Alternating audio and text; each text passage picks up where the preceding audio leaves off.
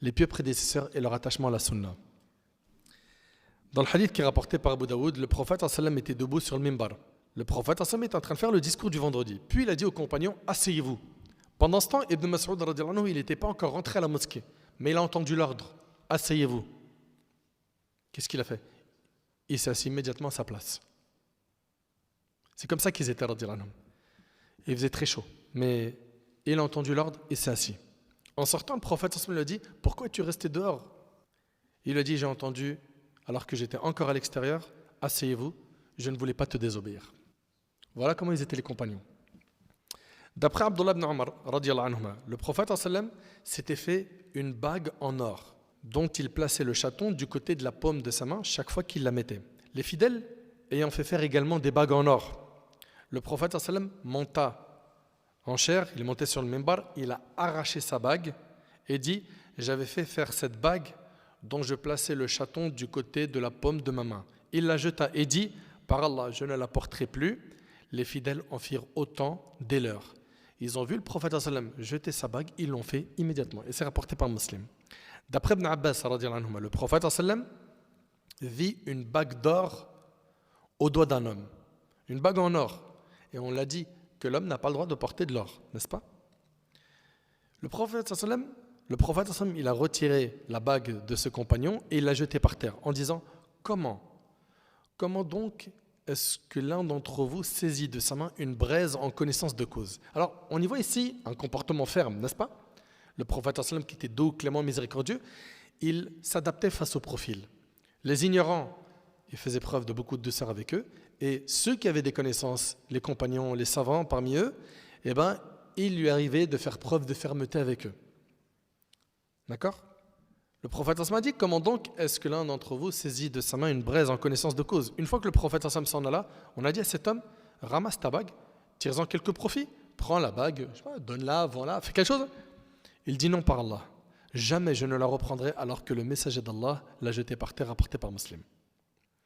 Al-Bara radhiyallahu anhu a dit, les premiers temps de sa venue à Médine, le prophète sallam habita chez ses grands-parents ou, selon une autre version, chez des Ansar, parents du côté maternel. Il fit la prière pendant 16 ou 17 mois se tournant vers Jérusalem. Vous savez qu'au début, la première qibla, la première direction pour les musulmans, c'était quoi? Jérusalem. Puis après, Allah subhanahu wa ta'ala a donné l'ordre de se diriger vers la Mecque dans la prière. Il fit la prière pendant 16 ou 17 mois en se tournant vers Jérusalem. Alors qu'il eut aimé s'orienter vers la Mecque. La première prière qu'il accomplit vers la Mecque fut celle de l'après-midi, en compagnie d'un groupe de fidèles. L'un d'eux, en s'en allant, écoutez bien, il s'agissait ici du Asr, l'un d'eux, en s'en allant, passa près d'un oratoire où des fidèles étaient en prière. Il leur a dit, je jure par Allah que je viens de faire la prière avec le prophète, avec l'envoyé d'Allah, tout en étant tourné en direction de la Mecque. Les compagnons, ils étaient en prière, ils ont entendu l'information, ils étaient en direction de la Palestine et ils se sont retournés en prière en direction de la Mecque.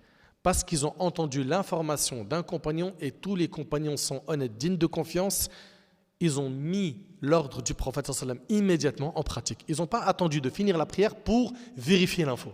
Les fidèles s'orientèrent alors vers la Mecque en gardant leur position pendant salat. Les Juifs avaient considéré avec satisfaction, de même que les chrétiens, l'orientation vers Jérusalem. Et lorsqu'ils virent le prophète sallam se tourner vers la Kaaba, ils lui en firent grief. Ce hadith-là, il est rapporté par l'imam al-Bukhari, il est également chez l'imam Muslim. Lorsqu'Allah tabaraka wa ta'ala a interdit l'alcool dans Surat al-Ma'ida, Anas ibn Malik, radhiyallahu anhu, ce noble compagnon, a dit, une nuit, je devais servir l'alcool aux gens. Le hadith, il est rapporté par le Bukhari. Anas, il dit, une nuit, je devais servir l'alcool aux gens. L'alcool, il a été interdit par étapes. Il y a eu plusieurs révélations pour interdire l'alcool.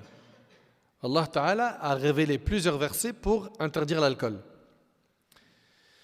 Les gens se mirent à boire jusqu'à ce qu'une personne vint à nous et nous dit: Ô gens, Allah vient de révéler l'interdiction de la consommation de l'alcool. Puis il leur récita le verset qui est dans Sourate Al-Ma'ida: Innama yuridu ash-shaytanu an yuqi'a baynakum al-adawata wal-baghdha fi al-khamri wal-maysir wa yasuddakum 'an adh-dhikr wa yasuddakum 'an dhikrillah wa 'ani as-salah fa hal antum muntahun. Le diable ne veut que jeter parmi vous à travers le vin et le jeu de hasard l'inimité et la haine, et vous détournez d'invoquer Allah et de la salat. Allez-vous donc y mettre fin? Après avoir entendu ce verset, ils dirent: nous y mettons fin. Direct, ils n'ont pas hésité une seconde. Subhanallah. Dès qu'ils ont entendu l'ordre venant d'Allah Tabarak wa Ta'ala, qui a été récité par un compagnon, tout de suite ils ont arrêté de consommer l'alcool. Aujourd'hui, il est possible qu'une personne, elle apprend ça, elle se dit: ok, d'accord, laisse-moi un peu, je vais diminuer la dose. Je vais passer d'une bouteille à un verre par semaine, c'est bon? Regardez, subhanallah, le réflexe des compagnons. Radiyallahu anhum. Subhanallah, ils ont entendu de la part d'Allah que c'était haram, tout de suite, ils se sont abstenus.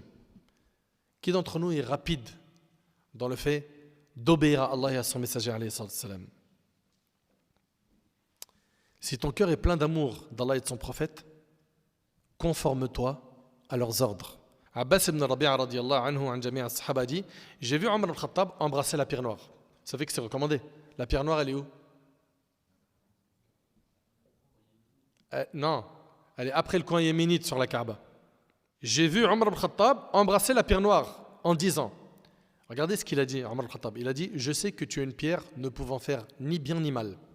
Si je n'avais pas vu le messager d'Allah t'embrasser, je ne t'aurais pas embrassé. C'est rapporté par Bukhari et Muslim. Le prophète sallam a embrassé une pierre, Omar il a fait comme lui. Dans le Hajj, on prend des cailloux que l'on jette dans les stèles, n'est-ce pas? Pourquoi on fait ça? Parce que le prophète sallam a fait cela. Et c'est lui qui a dit: prenez de moi vos rites. C'est-à-dire qu'on doit le suivre concernant les rites du pèlerinage. Quand on fait le pèlerinage, on tourne autour de la Kaaba. C'est un bloc de pierre. On fait des allers-retours entre Safa et Marwa. C'est quoi? C'est des monticules, n'est-ce pas? Il est recommandé d'embrasser une pierre, de jeter des pierres. On comprend que dans la religion, qu'est-ce qu'on fait? On suit. Même si ton cerveau ne capte pas pourquoi il faut faire ça. Suis.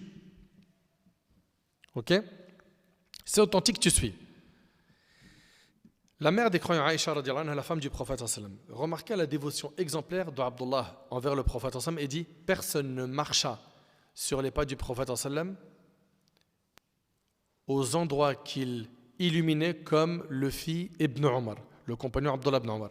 Et Abdullah ibn Omar, c'est un compagnon qui est vraiment impressionnant. Il était connu pour être très attaché à la sunna du prophète sallam.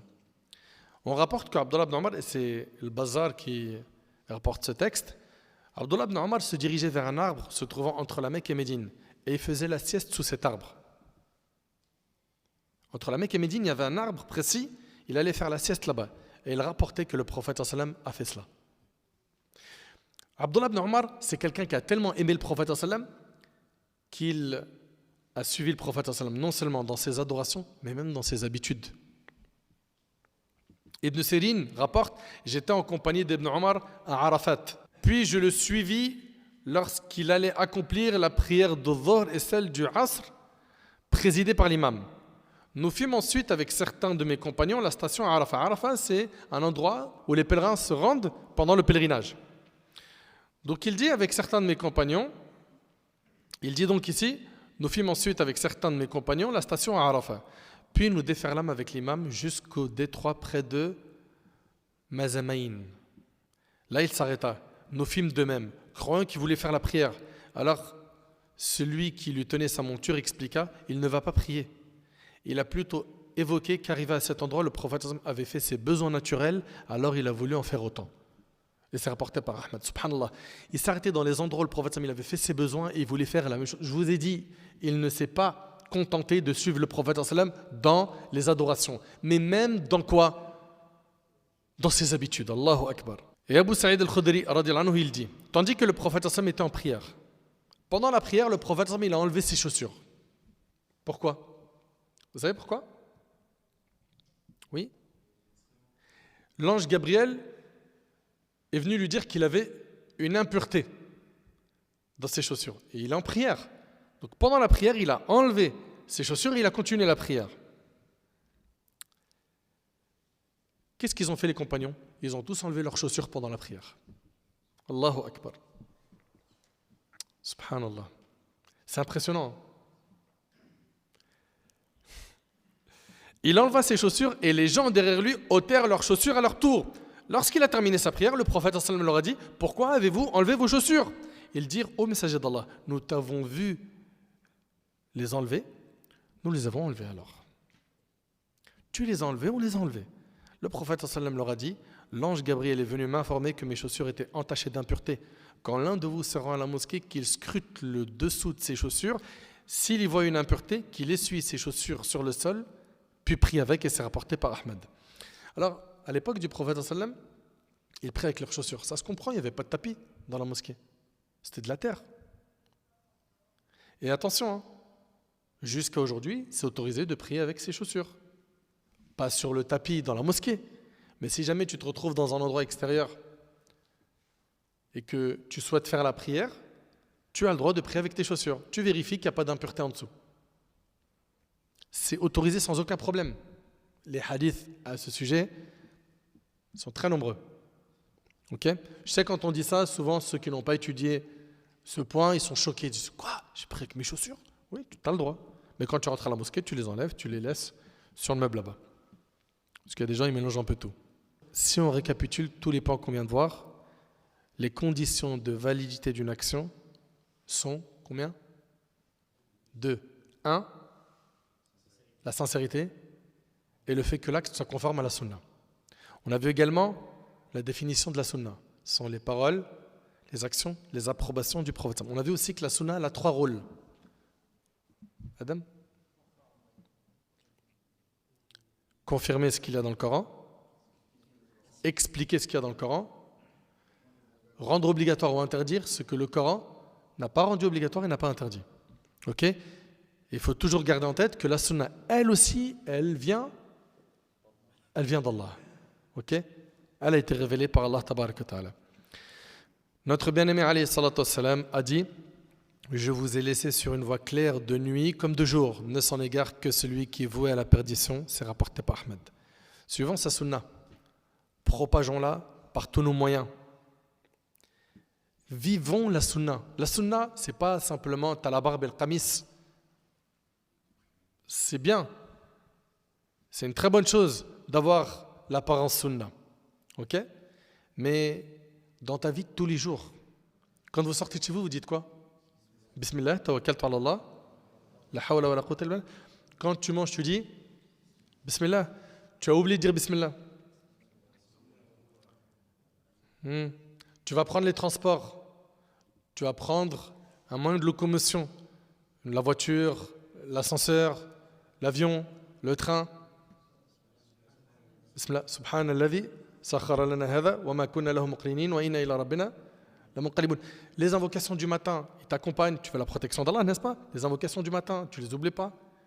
Tu les oublies pas. Tu n'oublies pas les invocations du matin, tu n'oublies pas les invocations du soir. À chaque moment, il y a des invocations à dire. Ok? Apprends-les. Achetez la citadelle du musulman si ce n'est pas encore fait et apprenez par cœur les invocations. L'invocation quand il y a du vent, quand il pleut, on dit quoi? Allahumma sayyiban nafi'a. Ça veut dire quoi? Oh, Allah fait que cette pluie soit utile. Tout ça, ça doit être acquis. Ok? Il y a des invocations à dire tout le temps. Même quand un homme il va avoir des rapports intimes avec son épouse. Ok? Il y a des invocations à dire. Donc, Allah ibarik fikum. La sunna, c'est tout le temps. Dans nos paroles, dans nos actions, dans les invocations qu'on prononce, dans notre mode de vie, dans le fait de se maîtriser, d'exceller dans le comportement, d'être souriant, d'aider, de faire l'aumône, etc. L'imam Malik, un des plus grands savants de l'islam, a comparé la sunna du prophète à l'arche de Noé. Et il a dit, la sunna du prophète Mohammed est comme l'arche de Noé. Celui qui s'embarque sur elle atteint le salut et celui qui refuse est noyé.